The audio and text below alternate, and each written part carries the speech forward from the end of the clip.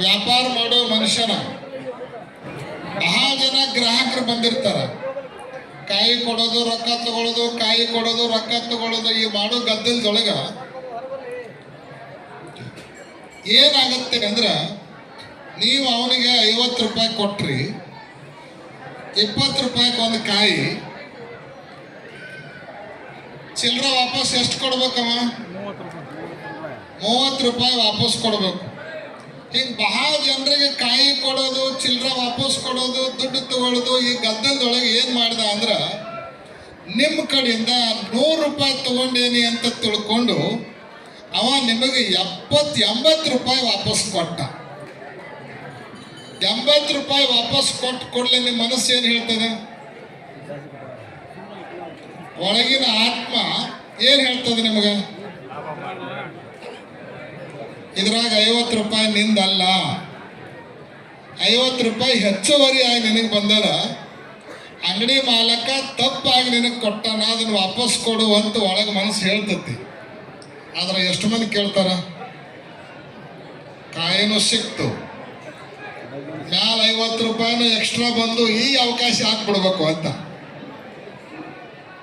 ನಾನೇನು ಕೇಳಿಲ್ಲ, ಅವನಾಗೆ ಕೊಟ್ಟಾನ, ಅದಕ್ಕೆ ನಾನೇನು ಮಾಡೋದು ಅಂತ ಹೇಳಿ ಕಾಯಿ 80 ರೂಪಾಯಿ ಎಲ್ಲ ಜೇಬಿಗೆ ಹಾಕೊಂಡು ದೇವ್ರ ಹತ್ರ ಬರೋರೆ ಬಹಳ ಮಂದಿ. ಆದ್ರೆ ವೀರಭದ್ರೇಶ್ವರ ನೋಡಂಗಿಲ್ಲ. ನಾವು ಒಳಗೆ ಕುಂತ್ಕೊಂಡಿರೋದು ವೀರಭದ್ರೇಶ್ವರ ನೋಡ್ತಾನೆ, ನಿನ್ನ ಕಾಯಿ ಎಷ್ಟು ಭಕ್ತಿ ದೈತಪ್ಪ ಅನ್ನುವಂಥದ್ದನ್ನು ನಾವು ನೋಡ್ತಾನೆ. ಅದಕ್ಕೆ ಪ್ರತಿಯೊಬ್ಬ ಮನುಷ್ಯನಿಗೂ ಕೂಡ ಪ್ರತಿ ಸಂದರ್ಭದಲ್ಲಿ ಏನು ಮಾಡಬೇಕು, ಏನು ಮಾಡಬಾರ್ದು, ಏನು ಮಾಡೋದು ಒಳ್ಳೆಯದು, ಏನು ಮಾಡೋದು ಕೆಟ್ಟದ್ದು ಅನ್ನೋದನ್ನು ಬೇರೆದವರಲ್ಲ, ನಮ್ಮ ಮನಸ್ಸು ನಮಗೆ ಹೇಳ್ತಾ ಇರ್ತದೆ. ಅದನ್ನು ಕೇಳುವ ಮನುಷ್ಯ ಪರಮಾತ್ಮನ ಕಡೆಗೆ ಹೋಗ್ತಾನೆ, ಅದನ್ನು ಕಡೆಗಣಿಸುವ ಮನುಷ್ಯ ದಕ್ಷ ಬ್ರಹ್ಮನ ಕಡೆಗೆ ಬಂದು ಹಾಳಾಗಿ ಹೋಗ್ತಾನೆ. ಇದೇ ವೀರಭದ್ರನ ವೃತ್ತಾಂತ. ಅದಕ್ಕೆ ನಾವು ದುರಾಸೆ ಮತ್ತು ದುರಹಂಕಾರದ ಕಡೆಗೆ ಹೆಜ್ಜೆಯನ್ನು ಹಾಕಲಾರ್ದನ ದೇವರ ಕಡೆಗೆ, ಪರಮಾತ್ಮನ ಕಡೆಗೆ ನಮ್ಮ ಅಸ್ತಿತ್ವವನ್ನು, ನಮ್ಮ ಹೆಜ್ಜೆಯನ್ನು ನಾವು ಹಾಕ್ತಾ ಇರಬೇಕು, ಹಾಕ್ತಾ ಸಾಗಬೇಕು. ಇದರ ಬಗ್ಗೆ ಬೇಕಾದಷ್ಟು ವಿಚಾರಗಳನ್ನು ಹೇಳ್ಬೋದು, ಆದರೆ ಸಮಯ ಈಗಾಗಲೇ ಬಹಳಷ್ಟು ಆಗಿದೆ. 9 ದಾಟ್ತಾ ಇದೆ ಅಂತ ಅನ್ಕೊಳ್ತಾ ಇದ್ದೇವೆ.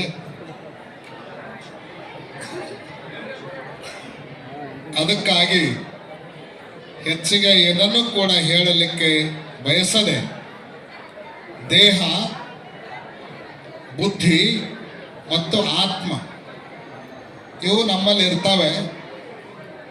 ಬುದ್ಧಿ ದೇಹದ ಕಡೆಗೆ ಬಂದ್ರೆ ಅದೇ ಸಂಸಾರ, ಆ ಬುದ್ಧಿ ಪರಮಾತ್ಮನ ಕಡೆಗೆ ಹೋದ್ರೆ ಅದ ಮೋಕ್ಷ ಅಂತ ಕರೆಸಿಕೊಳ್ತದೆ. ಆ ಹಿನ್ನೆಲೆಯಲ್ಲಿ ಆ ಬುದ್ಧಿಯನ್ನು ದೈವತ್ವದ ಕಡೆಗೆ ನಾವು ಕರ್ಕೊಂಡು ಹೋಗಬೇಕು.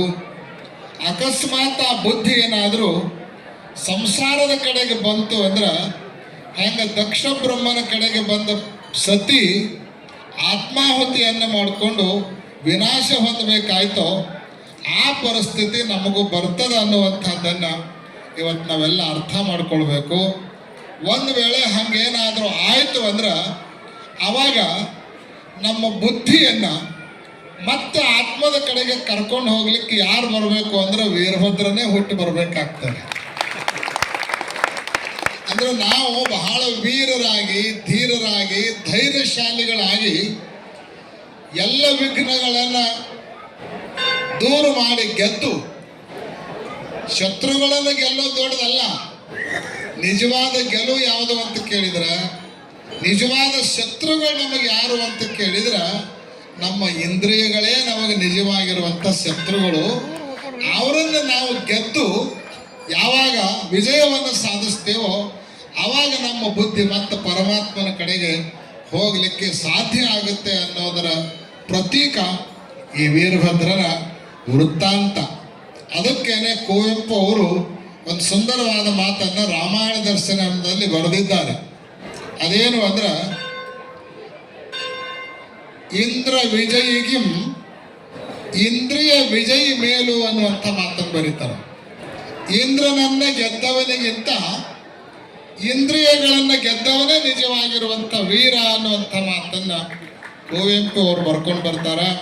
ನಿಜಗುಣ ಶಿವಯೋಗಿಗಳು ಕೂಡ ಕರಣ ವಿಜಯದಿಂದ ಕಲಿತನ ಮುಂಟೆ ಅಂತ ಪ್ರಶ್ನೆ ಮಾಡ್ತಾರೆ. ಇಂದ್ರಿಯಗಳ ವಿಜಯಕ್ಕಿಂತಲೂ ಶ್ರೇಷ್ಠವಾಗಿರುವಂತಹ ಶೂರತ್ವ ಮತ್ತೊಂದೇನಾದರೂ ಐತೇನೋ ಅಂತ ಕೇಳಿದರೆ ಇಲ್ಲ ಅಂತ ಹೇಳ್ತಾರೆ.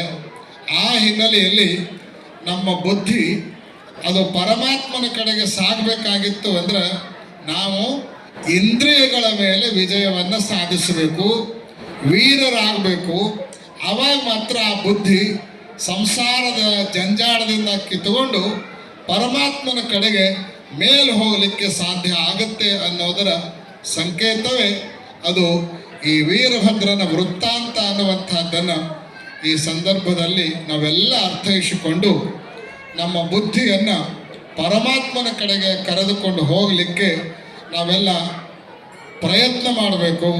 ಅದಕ್ಕೆ ನಮಗೆಲ್ಲ ಶಕ್ತಿ ಬೇಕು, ಧೈರ್ಯ ಬೇಕು, ಪ್ರಯತ್ನ ಬೇಕು ಅನ್ನೋದರ ಪ್ರತೀಕನೇ ಇವತ್ತು ಕರ್ನಾಟಕದಿಂದ ಸಾಕಷ್ಟು ಜನ ಪಾದಯಾತ್ರೆಯನ್ನು ಮಾಡೋದರ ಮೂಲಕ ಈ ವೀರಭದ್ರನ ಕ್ಷೇತ್ರವನ್ನು ಪ್ರವೇಶ ಮಾಡಿದವರಾಗಿದ್ದಾರೆ.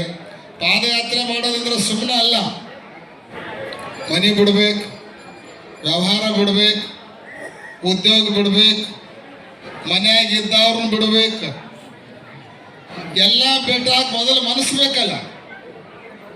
ಆಮೇಲೆ ದಾರಿಯೊಳಗೆ ಬರುವ ಎಲ್ಲ ಕಷ್ಟಗಳನ್ನು ಸಹಿಸಿಕೊಳ್ಳಿಕ್ಕೆ ದೃಢವಾದ ಮನಸ್ಸು ಬೇಕು, ತಿತಿಕ್ಷಾ ಬೇಕು.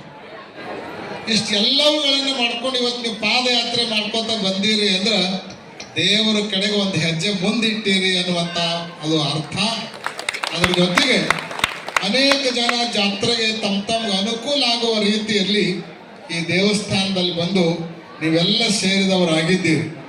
ಅದು ಬಹಳ ಅಭಿಮಾನ ಹೆಮ್ಮೆ ಸಂಗತಿ ಏನು ಅಂದ್ರೆ ನಮ್ಮ ಕರ್ನಾಟಕದ ಜನ ಎಲ್ಲಿ ಹೊಕ್ಕಾರೋ ಹೋದಲ್ಲೆಲ್ಲ ಎಲ್ಲಿ ಹೊಕ್ಕಾರೋ ಅದನ್ನು ತಮ್ಮದ ಮಾಡ್ಕೊಂಡ್ಬಿಡ್ತಾರೆ ಇವರು. ಅಲ್ಲಿ ಹೆಂಗಿರ್ತೈತೆ ಹೆಂಗೆ ಹೋಗಿರಂಗೆ ಇಲ್ಲಿ ಅವರು ಅಲ್ಲಿ ಇದ್ದವ್ರ ತಮ್ಮ ಮಾಡ್ಕೊಂಡು ತಮ್ಮ ಜಾಗ ಊರಿಗೆ ಬಂದ್ಬಿಡ್ತಾರೆ.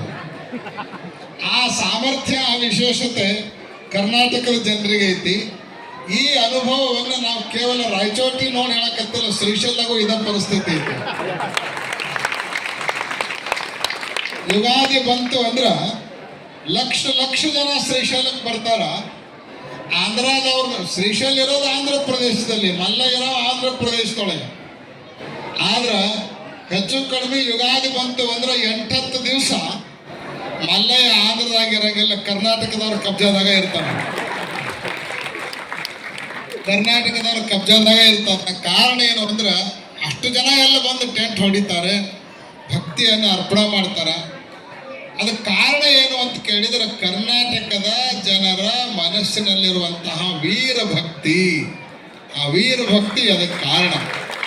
ಅಂತೇನೆ ಇವತ್ತು ಕರ್ನಾಟಕದವರೇ ಅನೇಕ ಜನ ಬೇರೆ ಬೇರೆ ಸಮಿತಿಗಳನ್ನು ಮಾಡಿಕೊಂಡು ದಾಸೋಹ ಮಾಡೋರು ದಾಸೋಹ ಮಾಡ್ತಾರ, ಆಮೇಲೆ ಬೇರೆ ಬೇರೆ ಸೇವೆಗಳನ್ನು ಮಾಡೋರು ಬೇರೆ ಬೇರೆ ಸೇವೆಗಳನ್ನು ಮಾಡ್ತಾರ, ರಥೋತ್ಸವ ಮಾಡೋರು ರಥೋತ್ಸವ ಮಾಡ್ತಾರ, ಕಾರ್ಯಕ್ರಮ ಮಾಡೋರು ಕಾರ್ಯಕ್ರಮ ಮಾಡ್ತಾರ. ಇಷ್ಟೆಲ್ಲ ಸಮಿತಿಗಳು ಒಂದುಗೂಡಿಕೊಂಡು ಈ ವೈಭವಪೂರ್ಣವಾಗಿರುವಂಥ ಕಾರ್ಯಕ್ರಮವನ್ನು ಮಾಡ್ತಾ ಇದ್ದೀರಿ ಅಂದ್ರೆ ನಿಜವಾಗಲೂ ಕೂಡ ವೀರಭದ್ರೇಶ್ವರನ ಕೃಪೆ ನಿಮ್ಮೆಲ್ಲರ ಮೇಲೆ ಸದಾವಕಾಲ ಉಂಟಾಗ್ತಾ ಇದೆ ಅನ್ನುವಂಥದ್ದನ್ನು ಈ ಸಂದರ್ಭದಲ್ಲಿ ನಾವು ಹಾರೈಸ್ತಾ ಇದ್ದೇವೆ.